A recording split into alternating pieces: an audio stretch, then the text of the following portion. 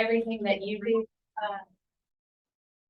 I just want to remind everyone that the support that we offer at Greenville First Steps and in the community to our families in need really cannot happen without all of you. So I'm glad to be here today. I don't often get to speak to groups like these.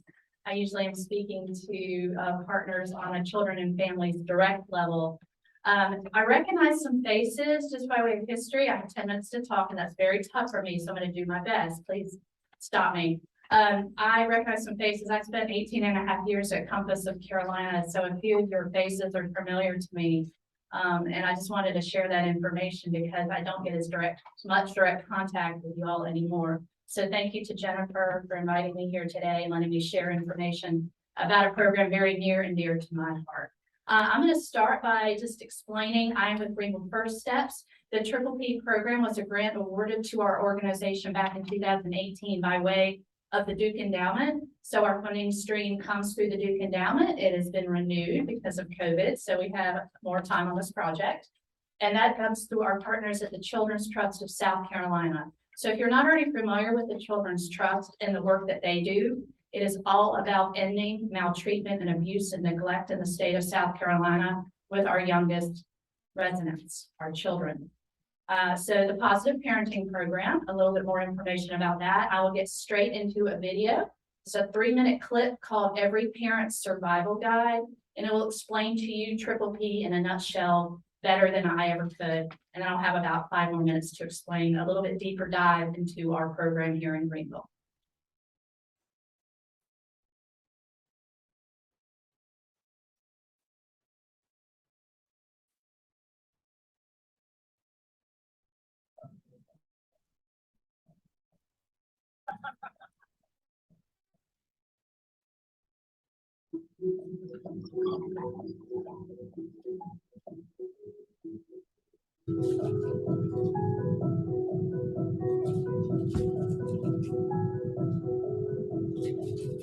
As parents, we want our children to be happy at home, at school, and with their friends. The Triple P Positive Parenting Program can help make that happen. We'll give you new ideas to build a strong, loving relationship with your child and guide their development, behavior, and emotions as they grow. And as you follow our tips, you'll see it's not just your child who benefits, you'll enjoy parenting more too. Because positive parenting can help your whole family have a happy, calm, and healthy life. Positive parenting is really about having strong relationships with children, good communication, and positive attention. It encourages children to develop the skills they need to do well in life, like getting along with others, managing their emotions and feelings, doing their best, and becoming independent and learning to feel good about themselves. Early childhood is the all-important time for your child's development. And children who grow up with positive parenting are more likely to do well and less likely to have behavioral and emotional problems. The strategies help children learn to manage their emotions, to develop self-control, and to learn what is expected of them in different situations. Positive parenting helps you deal with the most common problems with children, like not doing what they're asked to do, interrupting, trouble with mealtime and bedtime routines, and how they interact with technology, like managing screen time and social media. You can also use the same strategies for more serious problems like fighting and aggression. Sometimes being a parent is tiring and frustrating, but I'm willing to give this a try. I want to do the best for my family and for my child.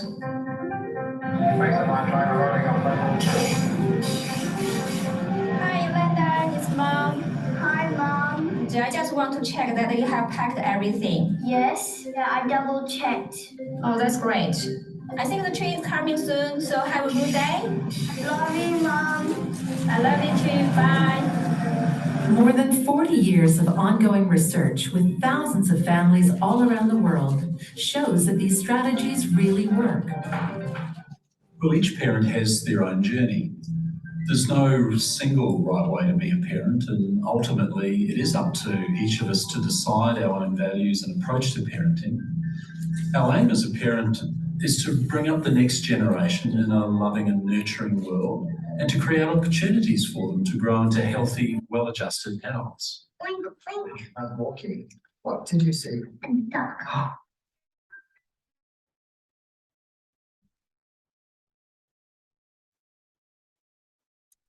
If you didn't notice, this is an Australian created program.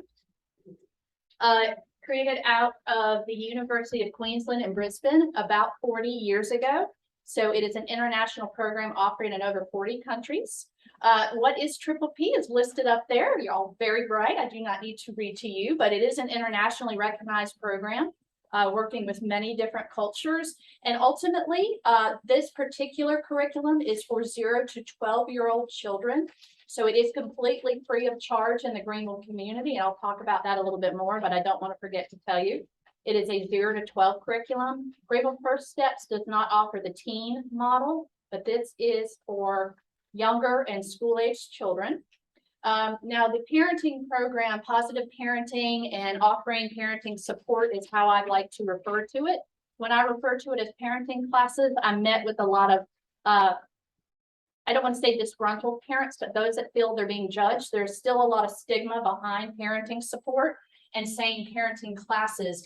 And as I work with parents and the hundreds that I've worked with over the last 3 years now, tell me there is a negative stigma created with the term parenting classes as if they're automatically doing something wrong. So truthfully, our parent engagement and interaction is increasing for that reason. You'll see this is a population health approach model. I'll get into that in just a second real briefly. It's all about strong relationships. It's all about good communication. It's all about spending quality time with your children. The work is done directly with the parent. We will work with kinship caregivers, foster parents, anyone else, auntie, uncle who cares for a child. This does not have to be the biological parent by any means. So I know you all work with families from different backgrounds who look very different. We want you to know we will work with anyone who cares for a child in that age group. A lot of research being done, improving parenting skills and confidence. This is the social worker in me. Triple P Greenville First Steps is trained close to 100 practitioners, and they are trained by Triple P America. The international model is based around the self-regulatory approach. That is a fancy term for saying it is a very empowering model for parents. So what it does, it's not a punitive program by any means. Triple P is about strengthening the skills they already have and just making their life a little bit easier. So I want to make that very well known that this is not necessarily not meant to be court ordered or DSS suggested, but it is not punitive once the parent gets there. The approach from their practitioner is very positive. Doesn't tell someone how to parent. It offers simple and practical strategies that they adapt themselves. And again, I'll get into that more in a minute because it is a tiered level approach based on the needs of the family. It can be one-off public seminars at a child's school. We have trained school counselors. We have trained school social workers. We've trained school mental health therapists, as well as many other community practitioners, including those that are bilingual. Or it can include a parenting mentor or coach that can offer that parent-free one-on-one individual sessions. This is a quick graph that Triple P created internationally and not a one-size-fits-all model. So you'll notice here at the bottom, the largest number of parents that are reached are on a level 1 marketing campaign. I have some flyers today I'll share with you. I'll share our website with you. So level 1 is not actually a class. So if you work with a parent and say, go to a level 1 class, they're not going to know by any means what that means. I don't share these levels with parents. I just tell them what they're called. Level 2 is brief parenting advice. It's the light touch Triple P level offered in a lot of our schools, also in the community with other community partners. Level 3, 4, and 5. We don't offer level 5, levels 3 and 4. Level 4, for instance, might be the level I refer many of our DSS referrals that are coming in more and more every week to my office. So this is just a graph to show you the amount of parents or families that might be reached, and the triangle looks like it's upside down, but it's that way on purpose. I know there will probably be some questions, so I know we'll have a few minutes at the end to address that, but this is the intensity of intervention, the breadth of reach. So far, our most popular level, because it's a good introduction to what Triple P is, has been level 2.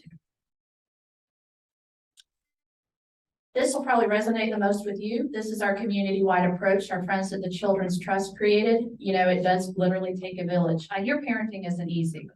I don't know how I know that, but parenting is not easy. They don't go home with manuals. They don't go home with workbooks. You don't get to leave with a Triple P workbook. It'd be nice, wouldn't it? So we very purposely peppered our Greenville community. We have 80,000 children in our school district. We're not just in the schools, we're all over the community. We're at Piedmont Women's Center. We're at Just Say Something. We're at Upstate Fatherhood Coalition. We're at Upstate Mediation Center. We are offering services at a Child's Haven. We're working with Grace Baptist, and there are 10 campuses around town. So we're in the faith community as well. All that is to say, this is a community-wide approach. This program is very near and dear to my heart because it is trauma-focused. It's trauma, not trauma-based, but they're trauma-informed. So that self-regulation that they're trained on, all of our practitioners are certified and accredited. It's evidence-based. They have to be certified, but they know firsthand the families that they work with do have some sort of background that might need to be addressed.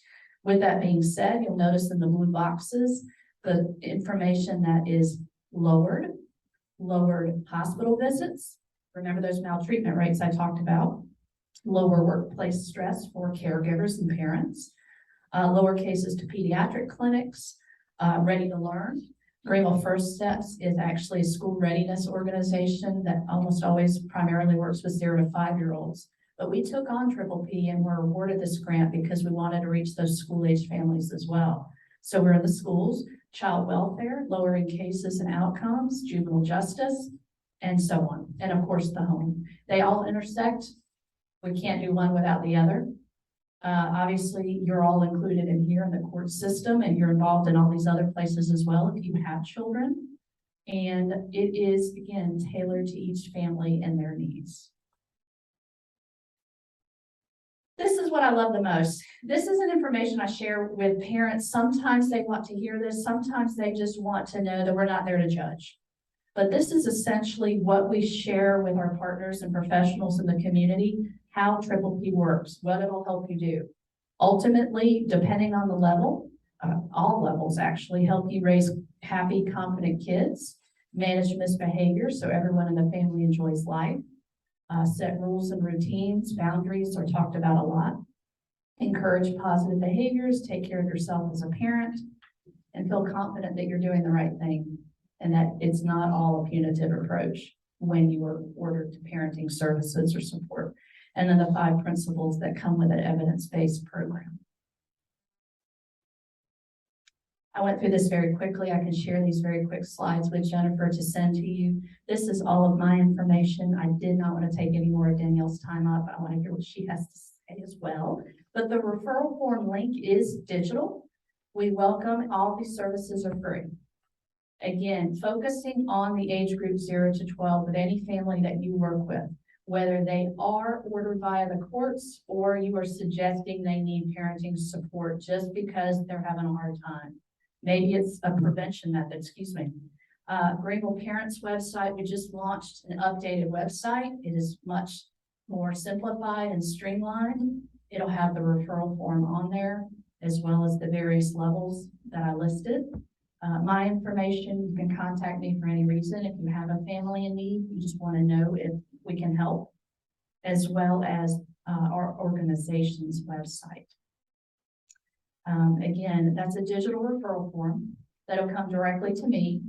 Having the background that I do feel equipped to determine what level Triple P might be necessary, but it will allow you to choose as well. Here's an example.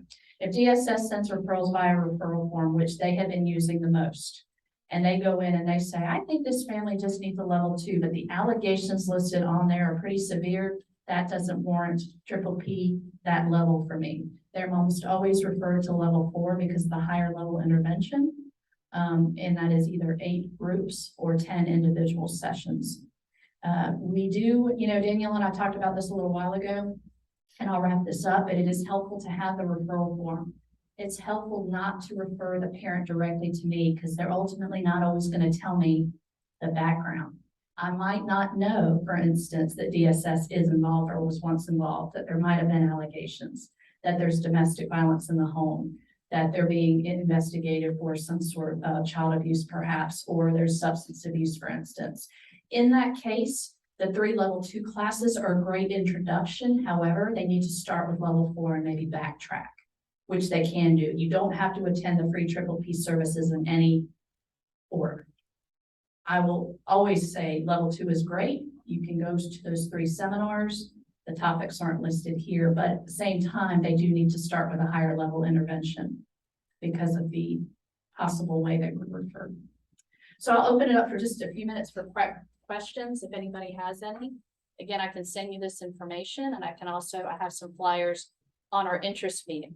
So a deeper dive into triple P takes about an hour. I offer that virtually online the first Thursday of every month, and I have flyers on that. You just simply have to RSVP and I'll send you the Zoom link. But a deeper dive into who might be an appropriate referral. Can you be an advocate for the program? I welcome you all to actually go ahead and start advocating for a program like this. And that is just simply whether you make referrals or not, or just share the information with the family. Especially families that are not. I'm a quiet talker, I'm sorry. So I do welcome you to the interest meetings, but also suggest that you send the referral forms at the same time. The interest meeting is about an hour-long deeper dive into the services that we offer. Sorry. Does any component of the support services address co-parenting issues, or is this all just individual parenting support? That's a great question, Robert. I think that every level will address co-parenting. In fact, what we are going to suggest is, while we oftentimes see moms in parenting support services for the most part, oftentimes they come in and say, well, I didn't even know that I could invite the father. I didn't even know that. And for some reason, I think that's just a stigma or a misnomer about parenting support. When we always invite, in a safe situation, we always invite the other parent to be there, whether in a group setting or on an individual basis. In that case, the practitioner may decide to do something virtually if there had been domestic violence or something like that, or if it's a contentious situation. We always invite and encourage you to invite the co-parent as well. So if on the referral form you list both names, that would be helpful. But yes, our practitioners are very equipped in working with co-parenting and encourage it. Yes, hey. Hey, Elizabeth, is there a component of your program that addresses cultural differences with raising children? Yes, most definitely, because this is offered in 40 different countries or 40 different multiple languages. We're working with a lot of bilingual families. We have triple P tip sheets in the level 3 that offers. Triple P is a very expensive for-profit company. While it goes through Greenville First Steps, this particular program offers a lot of really great materials to families in multiple languages. So it is very sensitive to diversity, to different cultures, and so on. And so we are trained in that as well as practitioners. Yes. So that will address that on a level that is usually brought to us by the parent or caregiver. While we also have a very diverse, trained, and certified team, we make sure we are peppering the community with someone that will work well with that family. Does that answer your question, Ms. Benson? Okay. Anyone else? So the next, I will stop. Thank you. I went over time. I'm sorry. The next interest meeting, mark your calendars. If not September 8th, it's at 2 p.m. on Zoom. I do welcome you, and I'll pass out some flyers very quickly. If you have any other questions, please feel free. If you have a family that you'd like to refer, send them to me directly. We can definitely discuss that. Again, that digital referral form will be emailed to Jennifer. Thank you. Great. I'm just going to turn it over to Danielle Mitchell. I think y'all, if not all of y'all know Danielle, but she is a family court attorney with Mitchell Ransour. She is a certified family court mediator. She's one of our volunteers. And I've asked her to talk to us about current issues in family law. So I'll turn it over to Danielle. Thank you for having me, Jennifer, and thank you, Nicole, for being here. I think your presentation and just getting to see you and talk with you highlights some of these intersections that we see within just our community as volunteer mediators, as practitioners for some of us, as guardians ad litem. So it's nice to be able, as Jennifer said, to be back in person, to have some of that interaction, see how we can help each other. So Jennifer supplied me with a couple of questions that had come in from volunteers wanting to know certain things. And that got me thinking about not just current issues, but what are some of the trends that we're seeing, whether in the courtroom or at the mediation center or representing parties in mediations. And like I do when I'm preparing for anything, I went down a few rabbit holes about various trends. And one of them that struck my interest the most was that I guess there are people, maybe authors or bloggers, but this one article online in particular was tracking dating trends in 2022. And so this author named Anna, I'm going to pronounce her name, Iovine, I-O-V-I-N-E. She was saying, here are some 4 top trends that I'm seeing following COVID's figurative or literal jolt to our systems. And so I think in the last couple of years, we've all had that jolt. But there are a few similarities in trends that in the dating world as to what I'm seeing happening in family court and with mediations. And one of those, and kind of breaking this down in trends in mediation versus trends in what I see in agreements. One of the first is that apparently there are virtual dates. I didn't know this. But we of course saw an uptick and maybe some of our first experiences with virtual mediations. Out of curiosity, has everybody here like participated in virtual mediation at this point or not necessarily? Has it been effective in your opinion or not as effective, kind of equal? Yeah. Some of the things that I think have been helpful about it, even when maybe we have had sort of a hybrid, like a virtual appearance by one party who now lives out of state, or I did one recently. Judge Riddle was our mediator. The mother lives in Texas. Her attorneys are in Columbia, South Carolina. I was here in Greenville with my client physically present in my office. And although there was an impasse, there would have been an impasse if we were all in the same building. But I thought it was a very effective and much more efficient than people buying plane tickets and getting here. I've had certain experiences with the virtual mediations where I didn't feel like there was as much engagement necessarily. One of the huge issues that I have found with it was concern over confidentiality and the participation of third parties.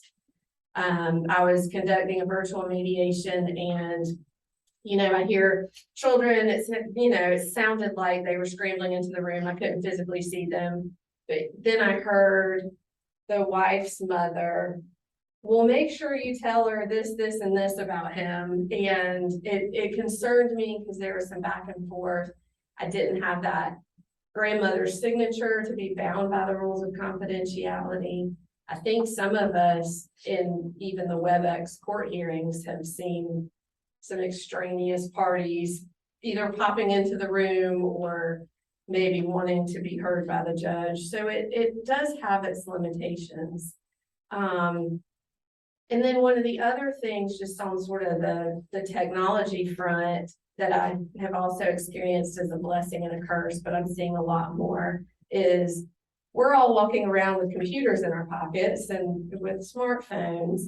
And I have seen that be super helpful when people are logging onto their bank accounts to see what, let's go back in time and put some values on assets. I was at the center recently and we were estimating the price of removing a trailer home from a lot and trying to get quotes on that. It can be a very helpful tool to get information. It's another area where I think I'm seeing a trend in a lot of texting going on with third parties during mediation. And so I think as mediators, it's something that we need to confront just sort of head on like we would if some third parties wanting to participate in the mediation, and where do you put them? Because there's not a prohibition on those third parties, so long as they're going to be bound by the rules of mediation. Sometimes the third party is helpful. You know, you don't have a litigant who's going to make a decision without their mom there. I think we will continue to see a lot more of these virtual interactions. And I did double check because Kirby Mitchell, my husband, said I should make sure this was still provided for in the rules. And in fact, the ADR rules were amended in 2021 to specifically allow for online mediations. Another trend in mediation, and this was prompted by one of the questions that came through, was, is there an obligation for a mediator to assess and even comment on the mediation report as to whether both parties or one of the parties is mediating in good faith? And this is a tricky one because from what I've been told by all of the family court judges, they don't want anything on that mediation report beyond what are the contested issues and how much time is needed for trial, and maybe how much time was spent in mediation. So I don't know that there's a super effective way to sort of push back if somebody has walked into the mediation room, crossed their arms and said, I'm not going to agree to anything, other than maybe to remind them that there is still a minimum time for mediation that's required. So maybe you want to put forth some effort into getting this case resolved as opposed to just deciding not to. Kind of along those lines, one of the other questions was about if you're the mediator and one of the parties is pro se, or maybe both, is there any amount of advice that you can offer if you feel like that litigant really would do better in court? Maybe they're agreeing to the other party having 70% of the marital estate, and you're just not really seeing how to connect those dots as to why they might be choosing to do something like that. I don't think that as a mediator, it's proper to give any sort of legal advice. I mean, that's not the role of the mediator. But I thought of maybe two things. One is keeping in mind that mediation is to be self-driven. If a party, like knowingly and voluntarily, is wanting to enter into an agreement that maybe a judge wouldn't rule that way, or maybe we wouldn't as a practitioner give advice to do, we've got to keep in mind that this is what the party's agreement is meant to be. But one of the things I do, and probably more so if I'm representing a party, is I borrowed from some of the agreement questions from an agreement approval hearing. And so I brought some of the standard questions with me just to share.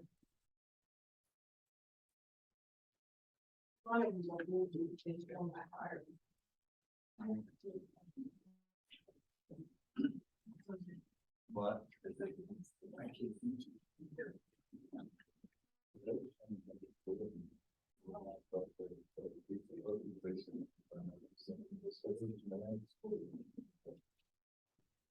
you. So again, I do this more with clients if I feel like, wow, you're giving up, you know, maybe something on the financial side to get the agreement that you want regarding visitation. That's really just not that uncommon. I mean, there's give and take. It may not be in the ways that I would want to do it if it were my agreement, but what I might remind them are some of the questions that they will ultimately be asked by a judge in terms of, do you believe this agreement is fair and reasonable? And reminding that party, do you have enough financial information to enter the agreement? Because you're gonna be asked that question. And then the ones that I've unbolded and underlined is that, a judge is going to have the chance to make an independent review of that agreement. And they're gonna ask, do you understand? You submit this agreement, you've waived your right to a trial. This could have come out better or worse for you. So what a mediator might be able to say, and I invite your comment on this, if this is bordering on giving advice. Well, a family court judge is very likely to at least start with a 50-50 division of assets. This agreement is doing something otherwise, and they may be able to explain to you just exactly why it makes sense to them to come up with a different agreement. And switching gears a little bit, one other trend I'm seeing in mediations in general, and this starts with the presumption that, if you're in the court system, you are required to participate in mediation. There is a time requirement, but it's thought of as, we're gonna go to mediation one time, check the box, and move forward. What I'm seeing, and I would be interested to know if y'all are seeing this, is a second mediation. We make some progress, we may need a little more information, but voluntarily coming back and convening a second session mediation. Where I'm also seeing it is by court order. So in Greenville County, if you request a trial of more than 1 day right now, you are going to be called to come to court for a pretrial hearing where the judge is going to want to assess. Right now, that's Judge Salvini, it's the administrative judge. She's assessing the trial time, and because we still have cases from 2019-20 filed in 2021, I have had multiple cases, and I'm hearing from everybody I talk to that although there may have been a 6-hour mediation with a retired family court judge, we're getting sent back to second sessions of mediation. The other place that I'm seeing that come up is we do have several cases that have come up where there's a need to file a motion to extend the 365-day deadline. In family court, from the date of filing, you have 365 days to file that hearing request for a final hearing. For all different reasons, some of those cases are hanging around, and I have not been seeing those motions to extend granted unless there is at least a mediation on the calendar. So maybe some cases that seem dormant are getting scheduled at the last minute. I know my office has contacted Zoe with some of those requests where we thought maybe we had it resolved and didn't quite have it resolved.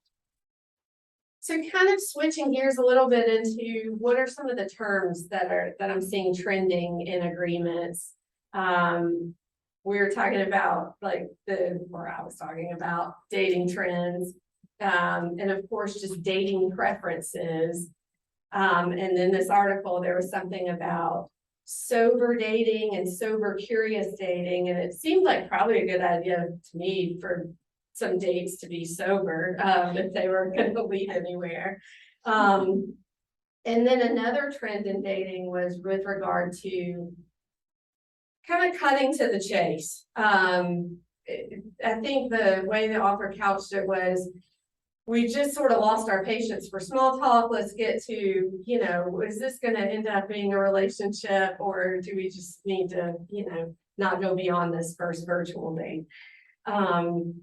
So I have seen more intentionality, that's the word, in some of the parenting provisions or guidelines with regard to actually dating, whether it's dating others prior to the divorce being granted, and we had a question about that, so I'll come back to that, as well as paramour provisions, whether girlfriends, boyfriends can be around children once the parties are divorced, but prior to a remarriage.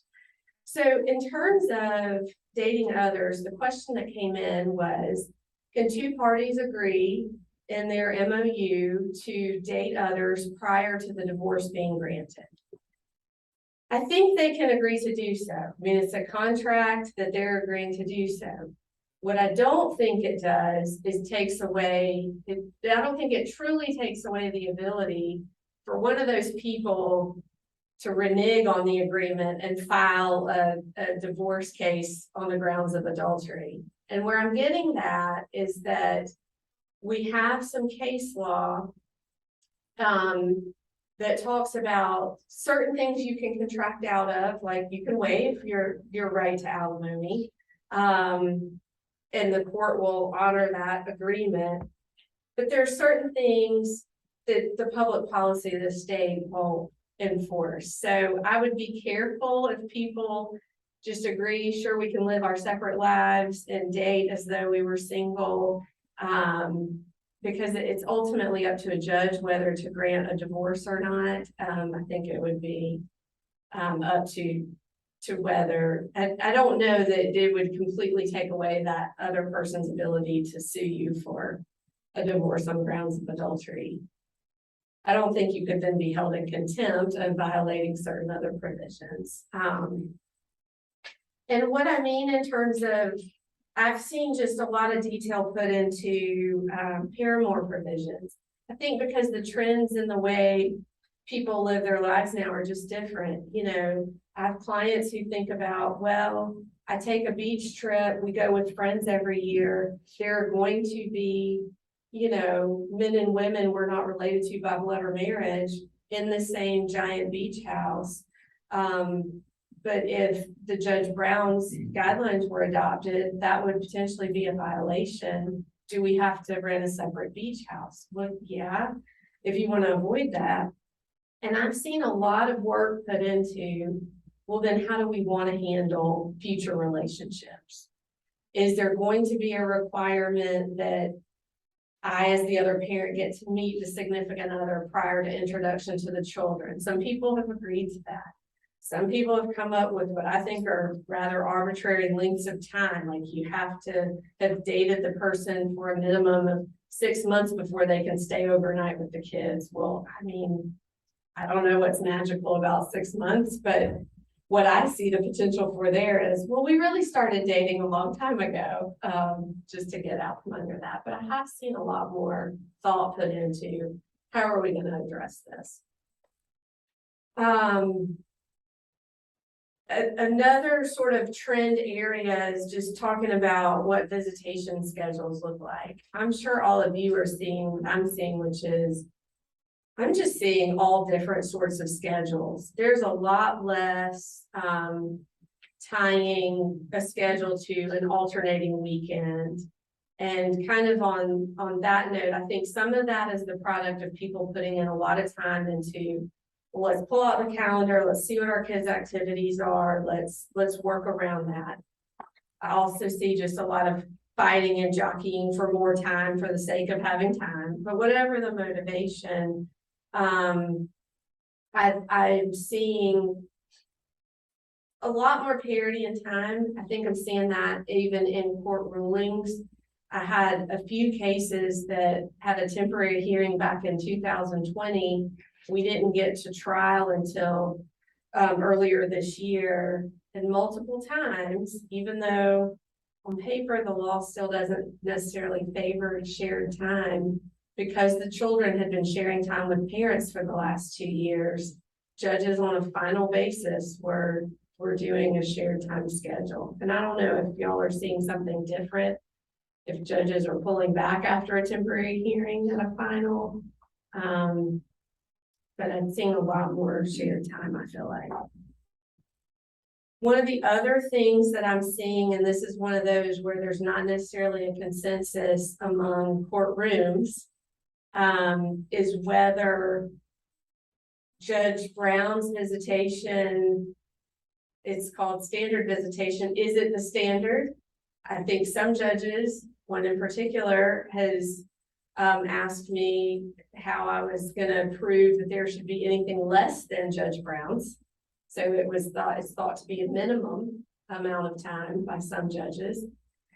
I've heard tell that there is another judge, who doesn't want to hear Judge Brown's explained or assumed to be sort of the law, that there's an expectation of more creativity in what is presented in a parenting plan. So just things to keep in mind.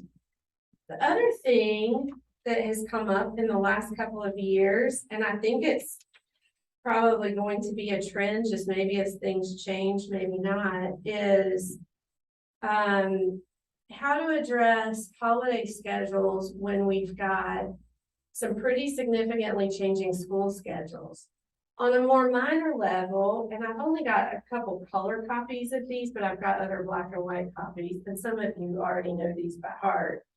But in Greenville County, for example, and I'm gonna move because I'm pretty loud, so just let me know. You know, last year and then this school year, if you were to interpret the calendar a certain way, it sure does look like there are 2 spring breaks, although really, you know, they're described in this coming year's calendar as, you can get more copies if you want to, they're described as teacher work days or in service days. But we have had some conflict about, well, under our order, I've got spring break. Do I get both of these breaks or should we alternate? And of course, there are people who work this out and decide, well, we'll each get a break. Others fiercely fight for, well, it's my year. It says spring break. We're just going to call them, but they're both in the spring. I'm going to get both of those breaks. But in mediation, we have the opportunity to just address as specifically as we can. Are we going to treat teacher work days as holidays? Most of them do end up being Monday, Friday holidays that might otherwise be governed by Monday, Friday provision. How are we going to handle snow days? How are we going to handle if there's some change in the school calendar? One of the bigger changes, and I don't know if this will be a trend all over, but of course in Pickens County, they're now operating on a modified year-round school schedule.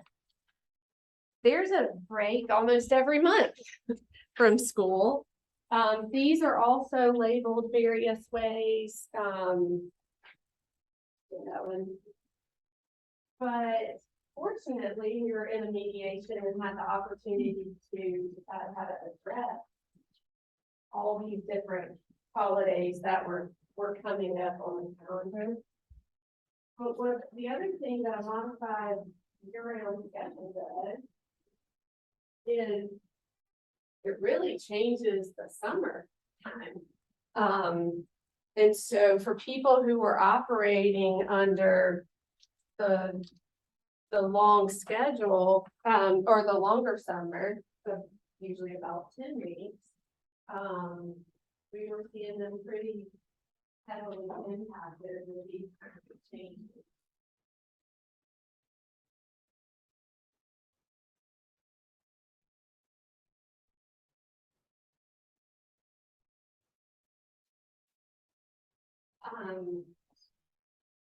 And then the only other caveat on that is, of course, there are some kids who are in private school.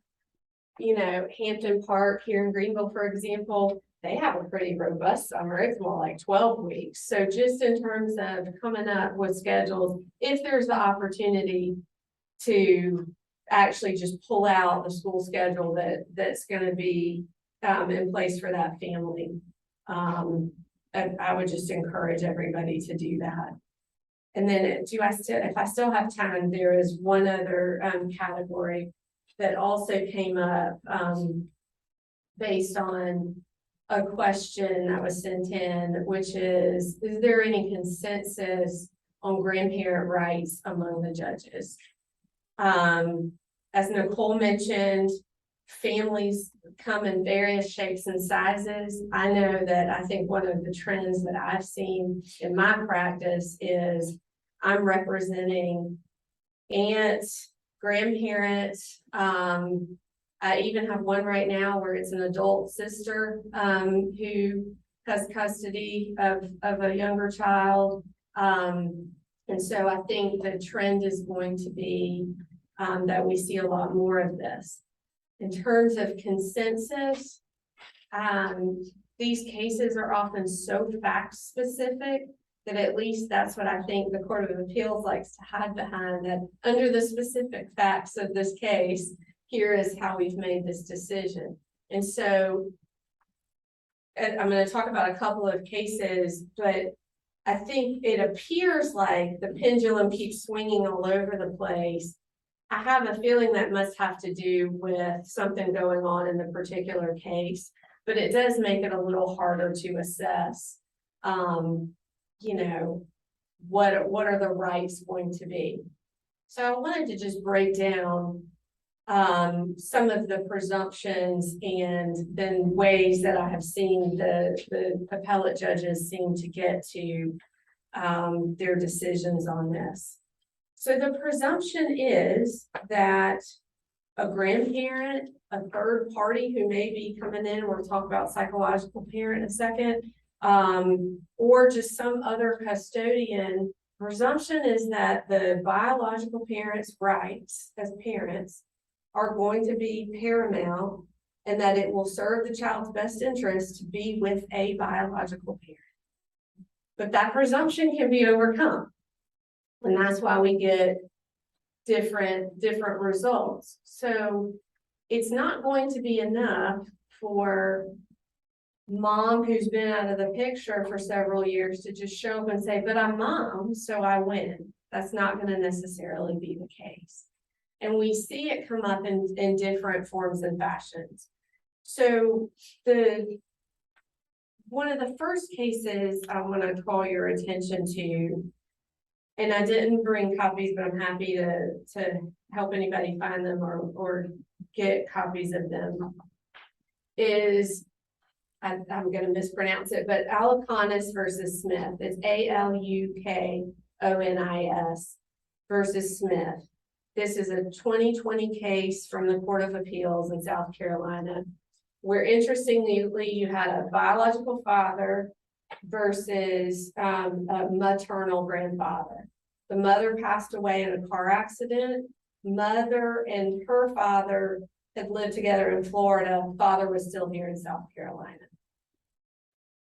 Father was not deemed unfit in this case. He had had some level of contact with this child over time. He had, in some ways, provided some financial support. So if the presumption would have been he is not an unfit parent, the child should be returned to him. And in fact, that's what the family court found in this case. But the Court of Appeals reversed and remanded it, finding that based on a number of factors, including the child's bond with the grandfather, because the child had lived with the grandfather for substantial periods of his young life. The Court of Appeals determined that the grandfather had established that there were compelling circumstances to give him primary custody. What was also an interesting tidbit in this is the court did determine this as a joint custody case. So it was a matter of who was going to be the primary parent. And of course, then you also have the geographical distance of Florida and South Carolina coming into play there. So that one is an interesting one in terms of, you know, that in that it determined based on several factors that a grandparent could in fact succeed over a parent. Those factors that that come into play are not only whether the parents fit, but like I said, the amount of contact and financial support is the second one. And then there's a notion on, you know, how did the child come to be with that third party? Was it a voluntary relinquishment of the child? And then that attachment between the parents. So another one going kind of backwards in time, that really looked at those factors too. It's called Urban versus Kerscher, Kerscher. It's a 2018 case. And so this is where it made me feel like we were kind of swinging all over the place in terms of where these cases would land. In the Urban case, you actually had a biological mother and then some family friends. Mom leaves the child with friends because she's got to get her life together. When she left, she was unemployed, she didn't have a car, she just wanted to get herself together. She was gone for some period of time. The custodians, or the people who became custodians, filed suit. And mom at some point agreed that they should have custody of her child. But then mom decided she wanted to come back. She felt she had sufficiently gotten her life back together, and shouldn't she succeed as the custodian? And she ultimately did. And the Court of Appeals had some pretty stern words in deciding that, you know, mom had, again, those same factors. She left the child with these people to get herself together. She was deemed to be fit at the time that she came back to seek custody of her child. Although there were some attachment, and of course these custodians had taken care of this child without expectation of financial reward. The court there said a child's custody should not be subject to adverse possession when Urban, who's the mom, is a fit parent who has substantially remedied the circumstances surrounding custodial relinquishment. So, you know, we had that case, then Alicanis, where grandfather succeeded. And then there was another case in 2020, and there are some other ones. These are, I think, just provide some helpful examples where it pitted two third parties against one another. It was a person who had stood in the role of father, although was not biological father. He pursued the case under a psychological parent claim. And then a grandfather who, although he wasn't the primary custodian, I believe it was his ex-wife, the grandmother, was primary. It was whether this father should be allowed to have visitation and under what terms, even though he wasn't, again, biological father. This case is Turner versus Thomas. It's a 2020 case from the Court of Appeals.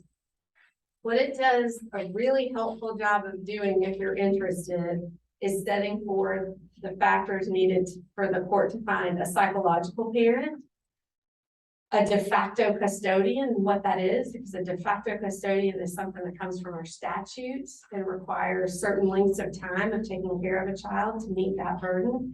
It discusses the presumption in favor of a biological parent, although none of the people in the case were biological parents. They were maybe biological relatives, but that's not enough.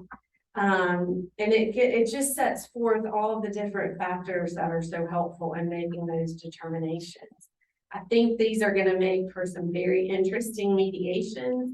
I have one tomorrow where I'm representing one of the litigants, and they can be so difficult because we don't know it's super clearly what a judge would do in circumstances where there is a biological parent who has not been involved. It involves a teenage girl, and with all those complications, as well as another relative of the child's. And it's going to be one of those cases where if we don't have a resolution to it, I will be probably filing a motion to extend 365 because we thought for several months that we had it all worked out, and we don't, in fact. And so I think we'll see that kind of trend for some time to come now. I know I just blew through a lot of different things and random topics, but are there questions or input or guidance from any of you? Nick? Yeah, I'd just like, comment on some of the stuff I've seen in mediations that makes it tough on the giving advice versus not giving advice things when you got two pro ses and they're trying to agree to things that you know the judge cannot approve. So I struggle with that a lot because I feel like it is legal advice to say that you're not even allowed to agree to this, like they're not, you can, and especially if they're arguing over money or things like that, telling them that they're gonna have to do financial declarations they haven't even done, and that's even sometimes with cases with attorneys, they haven't done Right. discovery and they're in there trying to negotiate division of property when they don't even know what the stuff is. So I feel like unfortunately, sometimes at the center when I'll roll in at 9:30 in the morning, I can tell pretty quickly that it might be dead on arrival, and I don't know sometimes about signing that they've done a mediation at that point. Like Right. you see 45 minutes in that they don't have the information yeah, that's they right. need to do. So that's something that I've struggled with on how to even write the reports up when, like, they definitely need to come back after either they hire someone or their attorneys that they've already hired, do the necessary stuff to be in a position to actually settle it. Right. I feel fortunate when there is an attorney in the room, so at least I can blame them. Like, don't you think we need to have some more information here? And we can sit here and try to scramble and figure it out, see if we get consensus on it, or, you know, there's just really not enough information to move on. But I agree with you. I feel like providing a financial declaration, since it's a court form, at least talking about it isn't necessarily giving advice, but I mean, I see where you quickly get to, like, how do you fill this out? What are we gonna use as your income? What is the judge gonna question about that or not? Is for people who are self-employed, and how are we gonna go from there? Any advice? We were recently trained, both Charlene and I, and one of our trainers is here, Joy. And the suggestion was made that maybe we come back for a second mediation after that information has been given to the parties or they've had a chance for it to go. So I thought that was a great response and way to handle that. Yeah. Jennifer, would it be outside of the box thinking when Zoe is sending that mediation confirmation to just send a, Michelle or Mitchell? Yeah. Mitchell what? Yeah. I don't mind though, but if she just put an online copy of the financial and say, please complete and bring to mediation, I mean, that would certainly prevent it from having to roll in and waste a whole money, because this time it's. No, the person. I'm saying, I mean, let me just be really also honest. So what happens is sometimes you end up with a colleague that you get along with really well. You guys, neither place smoke and mirrors, nobody hides the ball, and you guys are just dead on. And so we were, Robert and I did it, and I wouldn't say he's any of those things that he said, but anyway. So we reach a consent order, which is great for everybody, right? We can move on to other hotter stuff, literally triage stuff. And so when we do that, and then we roll up at mediation, sometimes we forget, oh, that's right, we didn't even have to finish doing a packet because like we stipulated all this stuff. And so then you're kind of in the situation that Nick has described. So it's not limited to those poor pricing, but sometimes it happens to the worst best of us. So it's just an idea. It might save a ton of frustration for mediators. And plus, you can imagine when you get to mediation, people are asking, well, what are your assets? What are your debts? And they're thinking, gosh, I didn't know I needed to know this. And they honestly don't if they're pro se. And sometimes when they're represented, that's right. I hate to say it, I don't remember Judge Bartley just said we weren't supposed to use mediation for discovery, but it happens.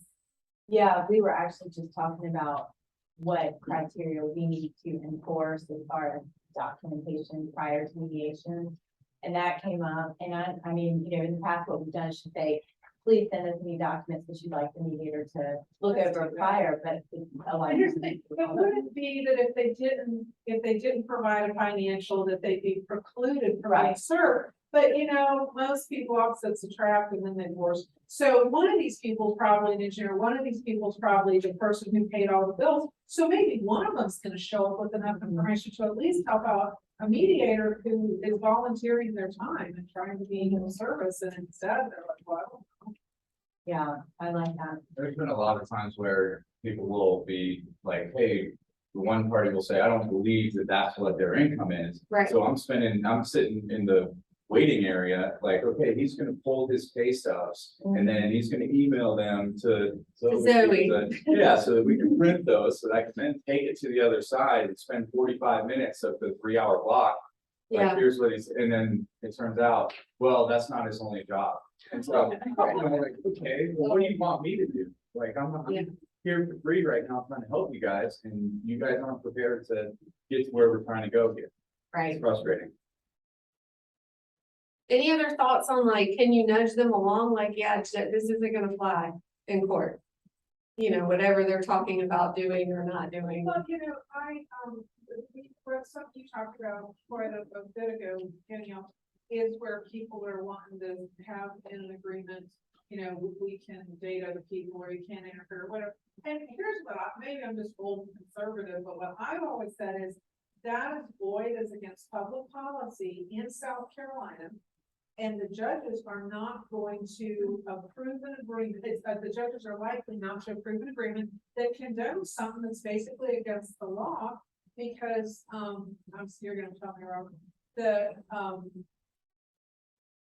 I'm not from here, what's that word when you have sex with somebody and you're not married?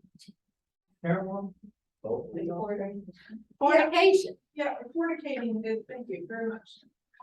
We had a client look to us and like, I don't know what the judge is saying I'm doing, but I don't know that I've done fornication.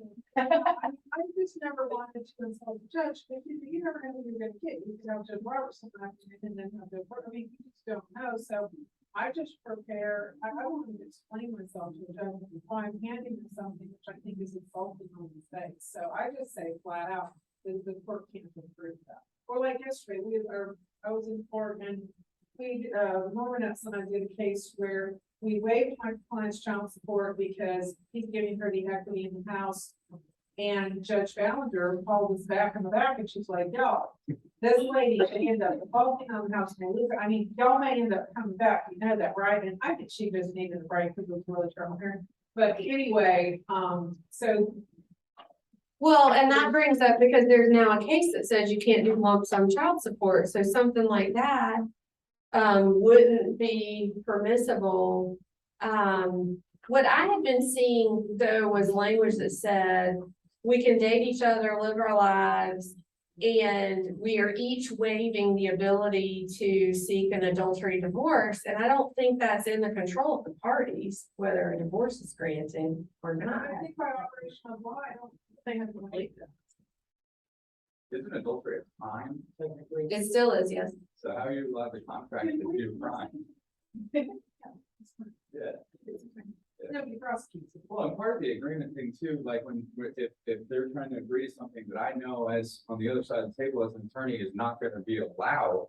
And then I'm putting my name on a mediation report and saying, Right. yeah, I did this, good luck, 2 pro se is walking in, judge is gonna see my name. And then I gotta walk in after him with a different case. You know? Right, no, I see, but yeah. Yeah, it's a dilemma for sure on trying to explain to parties that this may not, it's something a little less straightforward than that, even more like what you were talking about, Kimberly, where it's child support and a house and, that may sound fine and good to them, but a judge may say, right?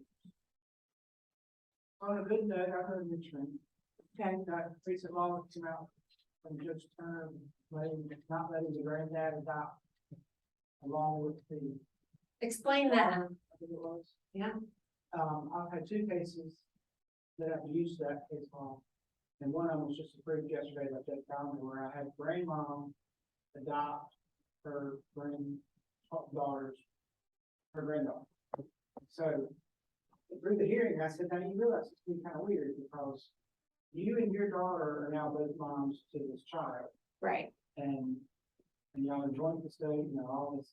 Ballinger approved it. She said, this is the best scenario you could have because we really didn't want to terminate mom's rights. She's got several colleagues and other issues. She can't be a primary caregiver. But there's no reason to terminate her rights.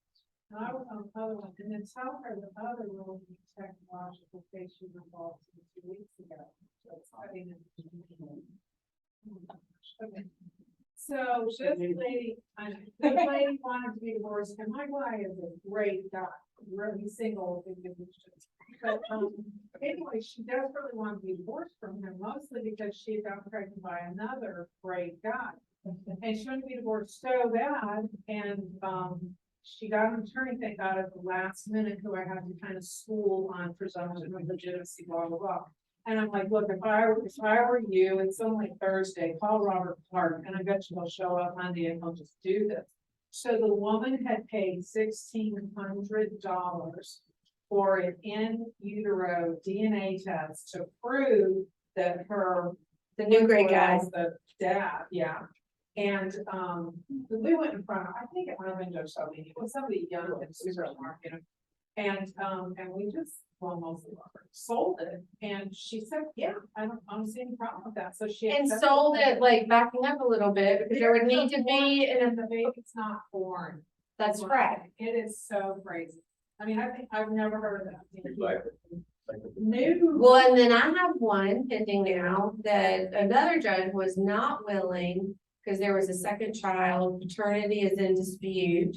But then the presumed legal father, the husband, isn't cooperating with DNA testing, so I'm simultaneously trying to hold him in contempt. And let's just declare him the father because he's not cooperating, plus let's get divorced. And it was like, nope, he's gonna get ordered one more time to go. We're not bifurcating it, I'm not granting divorce. Well, that's what I said. Why doesn't she know? Oh, because she says it's him. They reconciled at some point in the separation. There is no future. There's no putative There father, you go. but he's the presumed legal father anyway. It sounds like. So it's on him, to me, to prove otherwise, but he's not represented, so. But I think that those are good cases and point as to why we need to be really careful about advising, parties what a judge will or will not do. I mean, we don't. That's know. exactly right. As attorneys, we don't know. We might know what the law is, but hey, some judges do their own thing. That's what appeals are for. But your question, I think that we just need to be careful about advising parties. Well, and even on cases that we take agreements that we bring into a judge, I mean, I very recently just sat with my every finger crossed and hoped that because the agreement was pretty favorable to my client and the other party was self-represented, and I thought this is about to get undone. But there was a very thorough examination of that pro se party and it was approved. I mean, the judge went to more lengths than just the rote questions, but you understand you're agreeing to pay this certain amount of alimony. Even if you get hit by a Mack truck, like you're gonna still have that obligation. And it got approved. So you're right, like we don't know. As medias, we might think our judge is never gonna go for this, and then lo and behold, becomes an order.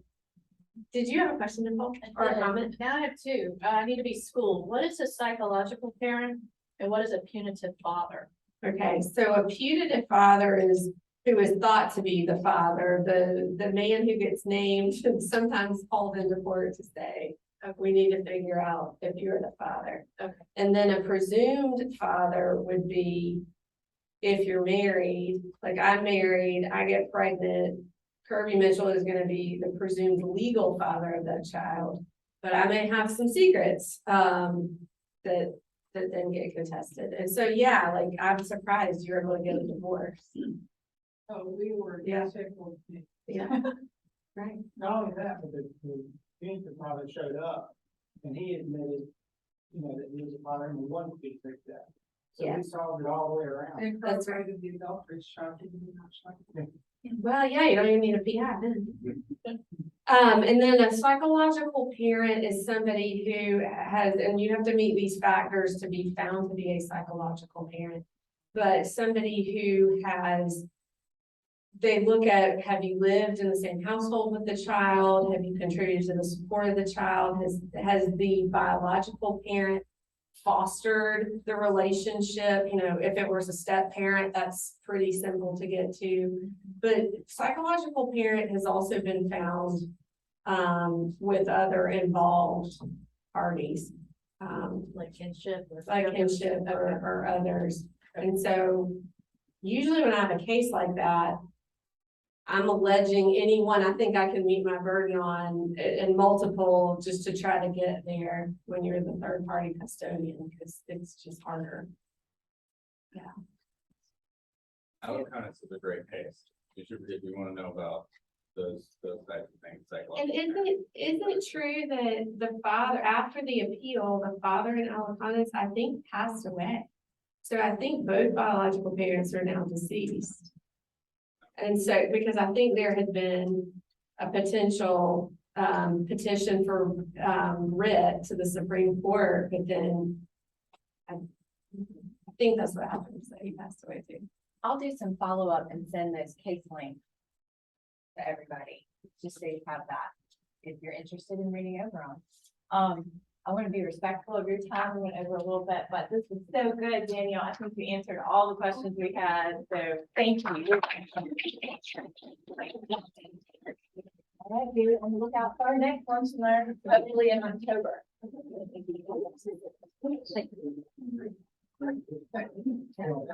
Oh, we shouldn't have case law. That's why she didn't answer my question. I think we want to think about that. There you go.